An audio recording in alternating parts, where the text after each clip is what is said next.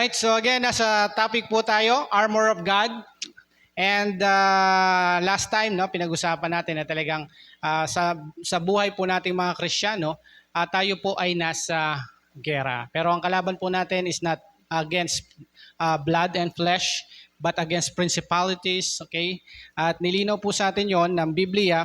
Kaya nga, hindi naman tayo nilagay ng Panginoon dito sa sanlibutan na walang kalaban-laban sa ating pong kaaway. But instead, we can actually, lahat ng pakanan ng kaaway, strategies ng kaaway, kaya po nating salagin, kaya po nating gapiin sa ating buhay if we wear the full armor of God. No? Ngayon, napag-usapan po natin yung dalawang piraso ng armor ng Diyos na ipinasusuot sa bawat isa po sa atin. Sinabi nating full armor, sinasabi doon lahat, no? Full eh.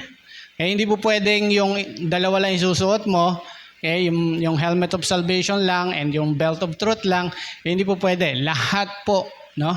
Kasi lahat po yan may kinalaman po sa ating pakikipagdigma sa ating pong buhay pagiging Kristiyano. Okay, so yung dalawa po, which is the truth and righteousness. So the title of today's lesson, today's message, truth and righteousness. Okay?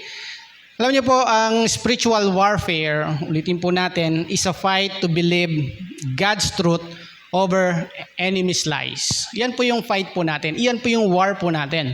Na sa pamagitan ng katotohanan mula sa Diyos, katotohanan ng Diyos, okay? Magapi po natin yung kasinungalingan ng ating kaaway. Okay? Ulitin natin, spiritual warfare is simply a fight to believe, yung paniniwala natin doon sa katotohanan ng Diyos. Okay? Katotohanan mula sa Diyos over doon po sa mga kasinungalingan na ibinabato po sa atin ng kaaway. Okay? Alam niyo po yung paano po ba nag-ooperate yung ating kaaway? Meron po siyang 5 lang, no? 5 paraan. Kasi there's no such thing na napopossess ang mga Kristiyano. There's no demon possession sa Kristiyano. And not even oppression. No? I don't believe that kasi alam niyo po, no, kapag po tayo ay Kristiyano na, hindi lang tayo niligtas ng Diyos. No? Hindi tayo niligtas ng Diyos na pinuno ng banal na spirito para magtira pa ng mga demonyo sa atin. Okay? Hindi gagawin po ng Diyos yon. So, kasi pag sinabi mong possession and oppression, ako po naniwala rin ako dito for the longest time. Okay? Merong control eh. Okay? Pag sinabi yung possession, ayaw lang natin kuminsan yung word na possession, and we use the word oppression, and the word oppression talks about control. It talks about possession. Almost similar. Okay? Now, walang ganun po sa mga Kristiyano. Pwede po yon sa non-believer, sa hindi Kristiyano. Okay?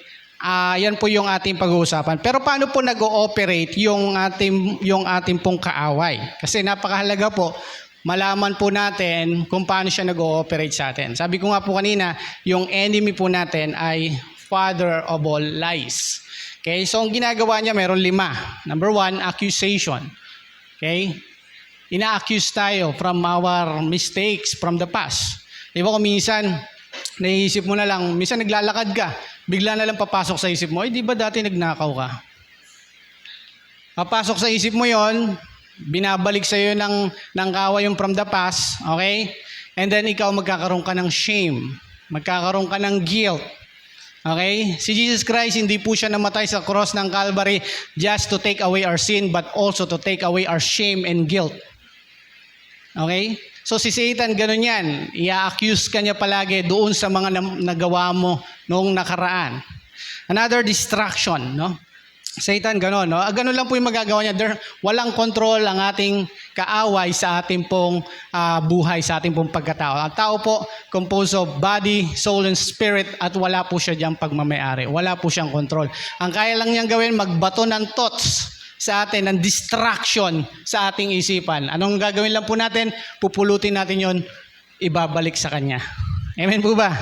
So distraction, no? Si Satan, lagi yan, i-distract tayo para mawala po tayo doon sa purpose natin, para mawala po tayo sa focus natin doon sa core being po natin. Okay? Another temptation, no? Kahit si Jesus Christ, He was tempted by Satan, no? So ganun din po tayo, no? Tinetempt din po tayo. Yung temptation din naman po is not an event. Naluluto pa niya yan sa isipan po natin. Okay? Una, okay, nakita mo sa Facebook, sumunod, binalikan mo sa Facebook, okay? Sumunod, nag-meditate ka na doon, and then, nung dumating na yung pagkakataon, tsaka mo na siya ginawa. Ganun po yung temptation, ganun po yung strategy ng kaaway. Niluluto niya pa sa ating isipan yan. Binabato niya pa yan sa ating isipan. Kaya nga, kapag ka yung temptation, alam mo na kapag ka ikaw ay babad ka sa word ng Panginoon, you will discover ito ay temptation mula sa kaaway. Another depression, no? Talagang ginagawa po sa atin yan. Kinokos po sa atin ng kaaway para po tayo ay ma-depress. And lastly, discouragement, di ba? Pag sinabi na discouragement, discourage, tinatanggal yung courage po natin para po tayo ay lumaban sa kaaway. Okay? Actually, during nung creation, sabi ng Diyos, no, na nilalang niya tayo, mga tao, okay, para tayo po ay magkaroon ng dominion over seas and land. Lahat po tayo dyan, lahat po yan, tayo po yung pinamahala ng Panginoon. So, ibig sabihin, nung binagsak dito si Satan, dapat sila ang susunod sa atin. Ang problema, tayo sumusunod sa kanila. Because of what? Lies and because of discouragement. Nawala yung tapang natin. Okay? So, ano po ba yung dapat natin gawin? Again, we're talking about these two pieces of armor of God. So, let's wear all of armor of God. So, ito po yung dalawang pieces of armor of God. Number one, belt of truth. Okay? Pag sinabi natin belt of truth, okay, yung illustration is yung belt, pero ang tinutukoy ng Panginoon yung katotohanan. Okay, yung katotohanan po, okay, hindi po tayo mag-grow, hindi po kayo mag-grow, ako po hindi mag-grow by my opinion, by others' opinions. Okay? We will grow by the truth of God. Yun lang po, no? Kaya nga hindi natin po pwedeng i-twist, i-distort yung truth ng Panginoon because we cannot grow. The only thing we can grow is that by the truth of God, hindi human opinion. Okay? Meron pong signs na makikita po natin sa buhay po natin na tayo po, hindi po natin suot-suot ito pong belt of truth. Okay, number one, you are swayed by worldly opinions. Okay? Kapag na-sway ka, okay, ng worldly opinions, ibig sabihin, wala yung truth ng Diyos sa iyo. Wala yung truth of God sa buhay po natin. So kung ibig sabihin, yung worldly opinions, hindi mo dapat yan maging standard of living. Okay? Dapat firm ka doon sa katotohanan mula sa Diyos. Another, swayed by strange doctrines. Okay? Pag mayroon ka narinig, uy, parang kakaibang doktrina yun. Maganda yun, no? Parang mag-fit sa gusto ko. Okay? So, hindi ka nasusway ng ganong strange doctrines. And number three, swayed by your own thoughts and emotions. Diba? I feel like ito yung tamang gawin. Tama? I feel like ito yung mas magandang gawin. Hindi ka nakabase dun sa katotohanan mula sa salita ng Diyos, mula sa Diyos. Nakabase ka by your emotion, by your own thoughts. Okay? Your own opinion. So, that's the signs that we don't wear the belt of truth. Now, ano yung kailangan natin gawin? Number one is to read the Word of God. Kasi unless we read, yan, wala. Hanggat hindi po natin binabasa yung salita ng Diyos, okay, hanggat hindi po natin binabasa ang salita ng Diyos, hindi po natin maunawaan. We're not just here to listen. Sana po, hindi lang po ito yung chance na nakikinig tayo. So, paano na lang po pala pag dinidistort po namin yung katotohanan sa inyo? If you're not reading the Bible. So, napakahalaga, we read the Word of God. That's the basic. Para po tayo, magkaroon po tayo ng kaalaman doon sa katotohanan nagmumula sa ating Panginoon so that we can believe. Paano mo paniniwalaan yung hindi mo nababasa, hindi mo naririnig, hindi mo nakikita? Pero kung nababasa mo yung salita ng Panginoon, okay, na-experience mo yung Diyos through His Word, okay, we are able to believe doon sa katotohanan niya. Okay? So paniwalaan po natin. Kasi nga po, yung kaaway, lagi po yan nasa isip po natin.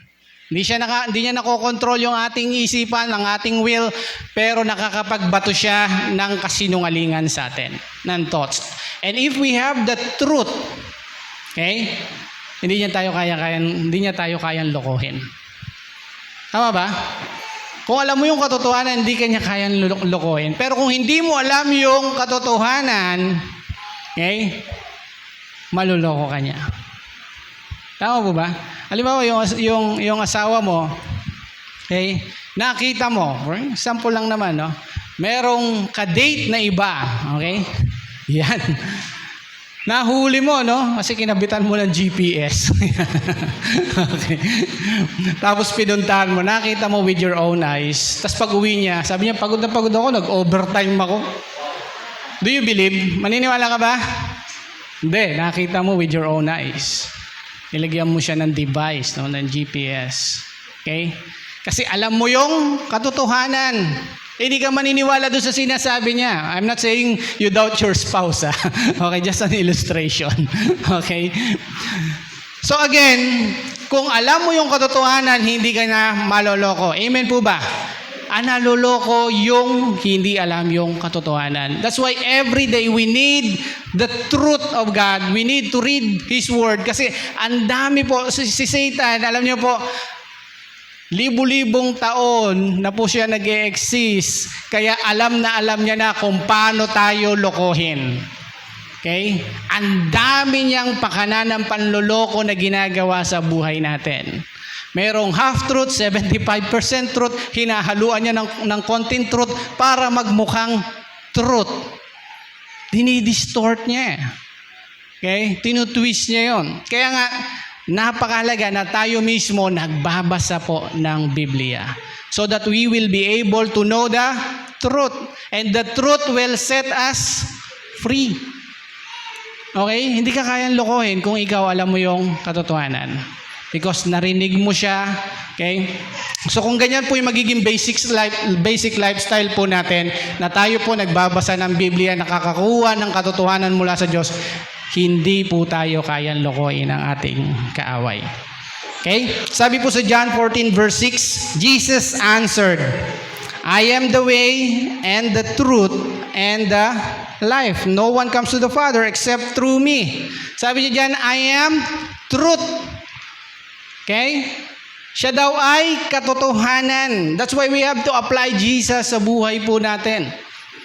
Okay? Dahil siya po yung katotohanan at siya po yung magsasabi po sa atin ng daan patungo doon sa buhay. John 17:17, sabi diyan, sanctify them by the truth. Your word is truth. Yung salita ng Diyos ang katotohanan.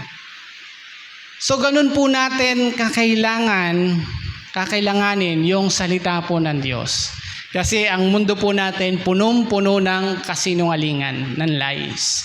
At iyan po yung strategy ni Satan sa atin. He cannot possess us because we're already Christian. Okay? Because our spirit united in Christ, di ba? Our soul, even Jesus, hindi niya pinoses yung ating soul, yung ating will. So how can Satan do that? Hindi niya magagawa yon. Ang nagagawa lang niya, suggest, magsinungaling sa atin, i-accuse tayo. Hanggang doon lang po siya. So kaya nga, yung katotohanan ay yung salita ng Panginoon. So kung iyan yung katotohanan, ganun po siya kahalaga sa buhay po natin. And sadly, sometimes we measure the truth kung sound harsh siya. Di ba? May demonyo ka. Oh, harsh mo naman, may demonyo ako. Okay? Maraming ganun. Yung mindset na Kristiyano, okay? Meron kang spirit of lust. Yan. Spirit of anger. Maraming spirito. Okay? Dati po naniwala din po ako dyan, no? na Kristiyano ka na, may mga spirits ka pa sa katawan mo. May mga demons ka pa sa katawan mo. Pero the truth from the Bible, our body is the temple of God. Okay? Our spirit is united in Christ. Hindi ka niligtas ng Panginoon at punuin ka niya ng banal na spirito at magtira ng demonyo sa katawan mo. It's just that our mindset. Pakisabi nga mindset. Kasi nga kapag ka po sinabi po nating pag si Satan po nagsinungaling, papasok po sa isipan natin yan at maniniwala ka, it becomes stronghold. Okay? And it affects the way we act. Kasi kapag pinaniwalaan mo yung kasinungalingan ni Satan, maapektuhan kung paano ka kumilos, maapektuhan kung paano ka makaramdam. It affects how we act and how we feel. Diba? Feeling ko tama to eh. Diba? So, ito yung gagawin ko. Kasi naniwala ka sa kasinungalingan ni Satan. So, ganun po kahalaga yung word. Kasi nga yung word ng Panginoon is what? Truth.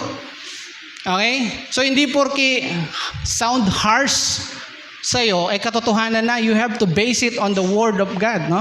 We have to base it dun sa Word ng Panginoon. Hindi naman porke napaka-nice niya magsalita, napaka-kind niya magsalita, truth na rin. That's not the measure. No? Hindi porke, ay, tama yung sinasabi niya kasi ang gaan niya magsalita sa akin. Okay? Yung sinasabi niya sa akin, napakabait ng pagkakasabi niya. Di ba? Hindi ganon. I-base pa rin po natin sa truth sa Word of God. So, hindi yun yung measurement. Hindi porke parang, ang sakit nun ah. Hindi porke sinabi sa yung gano'n, totoo na yun. You have to base it doon sa Word ng Panginoon. Kasi maraming gano'n, ano? Okay? Pagka harsh, pagka straightforward, nagmumukhang tama, nagmumukhang truth. Hindi po. Pag sinabi po nating truth, nagmumula po yan sa salita ng Panginoon. Meron nga po, no, ito rin po, no, sabi ko nga po, I was also a victim. Okay? Sa amin po sa seminary, ayaw ng professor namin, gumagamit ka ng ganyan. Diba? Sign of, ano daw yan, ng mga antichrist. Okay? Yung mayroon naman ganito, ano daw po to? Illuminati. Okay?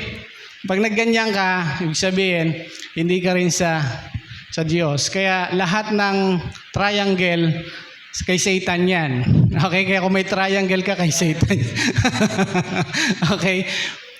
Minsan ganyan, ano? Alam nyo, kaya natin ito sinasabi, kung minsan, totoo po, no? May mga naging Kristiyano galing sa grupo ng mga Illuminati, doon sa Antichrist. At sinasabi nila na, yan, sign namin yan, no? Okay, yan, sign namin yan. Okay, totoo naman po, and we want more naman talaga may mga testimonies na ganon.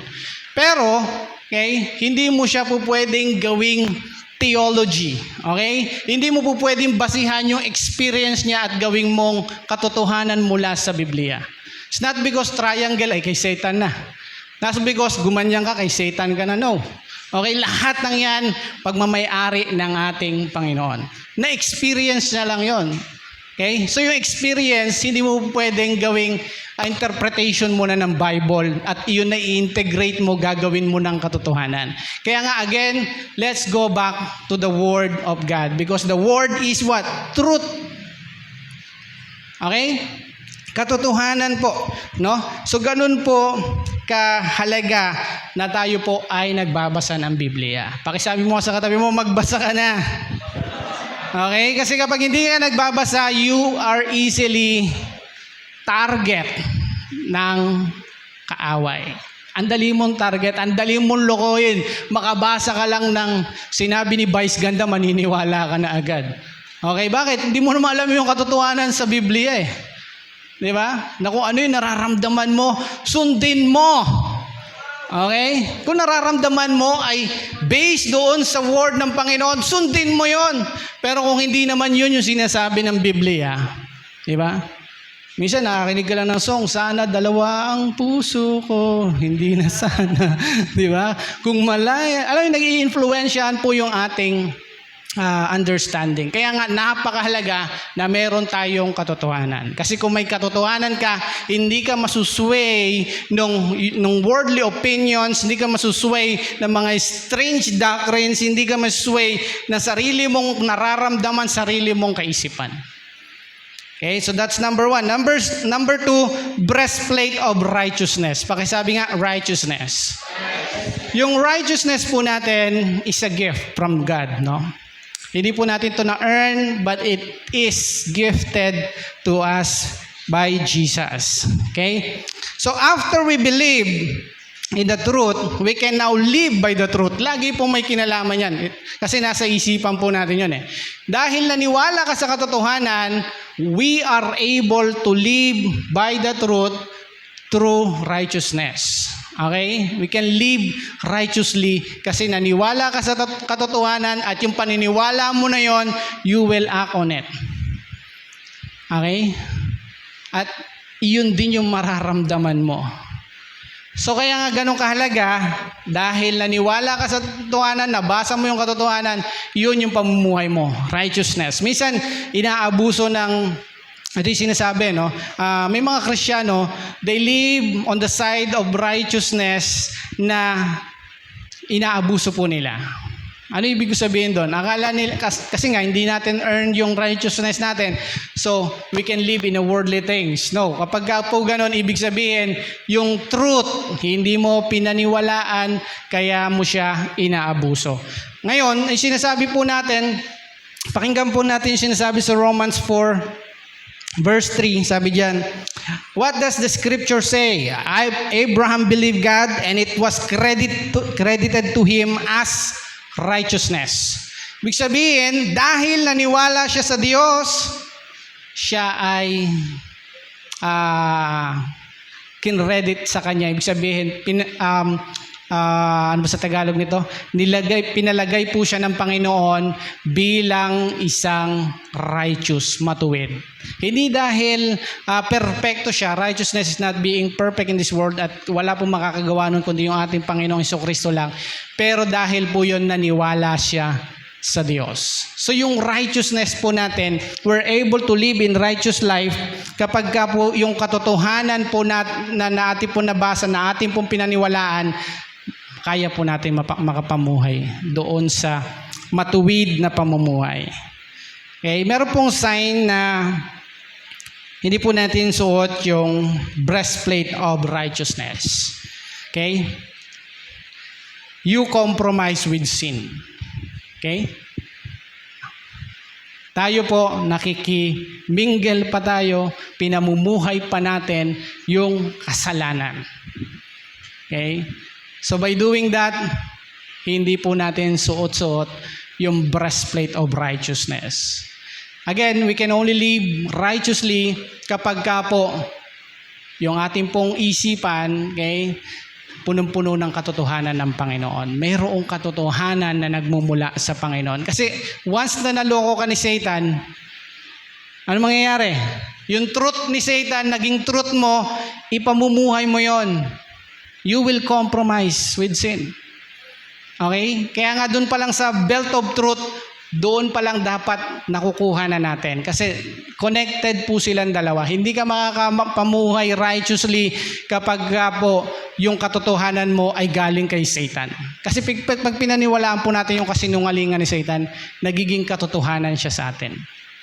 At dahil iyon yung pinaniniwala mo katotohanan, yun yung pamumuhay mo. Yun yung gagawin mo. That's how you feel, how you will act. So, ganun po kahalaga yung breastplate of righteousness. Lagi po siyang nakaakibat doon sa katotohanan na nababasa po natin na nagmumula po sa ating Panginoon. Again, alam niyo yung kaaway, inggit na inggit po sa atin yan. Alam niyo kung bakit? Kasi po, tayo nilalang ng Diyos according to His image, according to His likeness. Okay? Kaya nga, kung tayo mamumuhay na lumalabag sa kalooban ng Diyos, okay? Balikan natin. Ano ba yung katotohanan na pinaniwalaan ko? Dapat nai-screen natin yan. Paano natin yan mai-screen? Kapag meron po tayong katotohanan nagmumula sa salita ng Diyos. Okay? Kasi kapag meron po tayong katotohanan mula sa salita ng Diyos, hindi po tayo maloloko ng kaaway. Kaya po binigay sa atin to ng Diyos, itong dalawang armor po na ito, para po tayo malabanan po natin yung kasinungalingan ng kaaway na ibinibigay po sa atin. That's our battle, mga kapatid. That's our war. Okay? Ang war po natin, hindi against flesh and blood. Ang war po natin ay yung kasinungalingan na ibinabato sa atin ng kaaway. Paniniwalaan ko ba? At paano natin yun masasalag? Paano natin yun maaalis sa buhay natin yung kasinungalingan na yun? Okay? By reading the Word of God. By meditating doon sa Word ng ating Panginoon. Okay? Wala pong control sa atin ng kaaway. Okay? Wala siyang kakayanan sa ating buhay. Kasi binili na tayo, tinubos na tayo ng Diyos. That's how powerful we are. Okay? Kaya nga, kung tayo po, no? Lagi po natin nileneglect. Minsan iniisip natin, wala na kasi akong time sa pagbabasa ng Biblia. Okay? Pero mayroon kang time para mag-YouTube, mag-Facebook. I don't believe you, no? Nakuha pa mag-post, no? Ko-compose ka lang yung mga sa newsfeed mo, magko-compose ka lang ng mga wordings, inaabot ka pa ng 10 minutes. Teka, ano kaya po-post ko? Minsan meron akong nakasabay sa kabilang table na pagkain eh. Ito, pinag-discussion, ano ba ipo-post ko ba to? Ano ba ilalagay ko dito? Ano ba yung caption nito? Okay? Matatapos na ako kumain, yun pa rin pinag-uusapan nila. Di ba? Ay kung yung time na yun, nag-devotion ka. Di ba? So hindi mo pwedeng sabihin sa akin, wala akong time sa word ng Panginoon, pero updated ka naman sa bagong palabas na Netflix. Di ba? Napanood mo ba yung sa movie lang nun, 2 hours na, no? Okay? So yun po, no? Ang problema lang, hindi natin naging priority. Ang problema lang, hindi natin tinitingnan na kailangan po natin yung word ng Panginoon, which is the truth. Okay? At yung truth po na yon, kailangan po natin yon araw-araw kasi araw-araw niloloko tayo ng ating kaaway. Araw-araw binibigyan niya tayo ng kasinungalingan. Di ba? Minsan mayroon kang gustong gawing bagay, babatuhin ka ni Satan, di mo kaya yan. Di ba? Nagawa mo na dati yan, tinry mo na dati yan, hindi mo nagawa, naniwala ka. Okay? So, hindi mo na gagawin. Meron naman, sige, tatry ko nga, hindi mo nagawa. Sabi ko sa'yo, hindi mo magagawa eh. So, hindi mo na uulitin. Di ba? Ganun po magsinungaling sa atin si Satan. Kaya nga kung hindi po aligned yung ating pong thoughts, yung ating pong mindset doon sa Biblia, okay? Hindi po tayo makakapamuhay ng victorious. Okay? Ang mga Kristiyano, walang spirit of laziness. Okay? Problema lang, tamad ka lang talaga, flaws mo lang talaga yan. Ang gawin mo, kumuha ka ng trabaho, magtrabaho ka. Okay? Sa Kristiyano, walang spirit of lust, no? Nanunood ka lang ng pornografiya, kaya ganyan. Pinili mo lang. Mindset, di ba? Pinatawad ka na ng Panginoon. Okay? Ibig sabihin, wala nang control sa'yo yan, wala nang kapangyarihan sa'yo yan. Ang problema, naniniwala ka na mayroong control pa rin sa'yo. Ang gagawin mo, kasi sa mga taong, ang dali kasi mam-blame ng iba, no? Kasi may spirit of Diba? Kasalanan talaga ni Satan yun, eh. Diba? Spirit of kasi, katamaran, spirit of anger. Pinili mo yan, kapatid. Tinubos ka na ng Diyos, niligtas ka na ng Diyos, pinamamahayan ka na ng banal na spirito, at hindi makakapapanaig sa'yo yung kaaway. Okay? So kung tinatamad ka, di ba, minsan ganun. Pagising mo umaga, may spirit of laziness ako. Ayoko magtrabaho. Di ba? Okay? Gagawin mo, sisisi mo pa kay Satan. Di ba? Niloloko ka lang ni Satan eh. Sinisinungalingan ka lang yan. Niloloko lang po tayo. So again, tayo po yung nagko-control sa will natin. Kung tamad ka ngayon, pinili mo yan. Take responsibility. Di ba? Okay? Kung nagsasuffer ka ngayon dahil sa mali mong desisyon, kagagawan po natin yan. Huwag mo isisi sa iba. Nagpalokok po kasi tayo. Again, paano tayo hindi maloloko? Kailangan po natin ang word ng Panginoon, which is the truth of God. Kasi nga kapag ka pinaniwalaan mo yung kasinungalingan ni Satan, that's how we will do it. That's how we feel it. Ganun yung magiging pakiramdam mo at ganun mo siya gagawin kasi iyon yung akala mong totoo. Pero kung pinaniniwalaan mo ay katotohanan mula sa Diyos, hindi po tayo maluloko ng ating kaaway. Tayo po lahat ay manalangin. Ama namin Diyos na makapangyarihan sa lahat, once again, thank you for your word. And right now, Lord, we will live in freedom, Lord. Thank you, Lord, kasi alam po namin na walang control sa amin ang kaaway, O Diyos. That we can choose our own decision. And right this moment, pipiliin po namin ang katotohanan mula sa iyo. Katotohanan, kami po'y pinalaya mo na. Katotohanan na kaya po naming sumunod po sa inyo. At lahat ng yan, O Diyos, ay magagawa po namin if we wear the belt of truth, yung katotohanan, babasahin po namin, magkakaroon po kami ng pagkagutom dito, O Diyos. Ididisiplinahin po namin yung sarili po namin sa iyong mga salita, O Diyos. Na sa ganon, we can live righteously, O Lord. Na sa ganon, ang buhay po namin ay maging pagsunod sa iyo, O Diyos. Hindi po kino-compromise sa kasalanan, O Diyos, ang aming po mga buhay. And once again, Lord, maraming salamat for revealing your word to us. I pray, Lord, na ang bawat isa po sa amin ay ipamuhay ang katotohanang nagmumula sa iyo. Ito po ang aming dalangin sa tanging pangalan ni Jesus. Amen.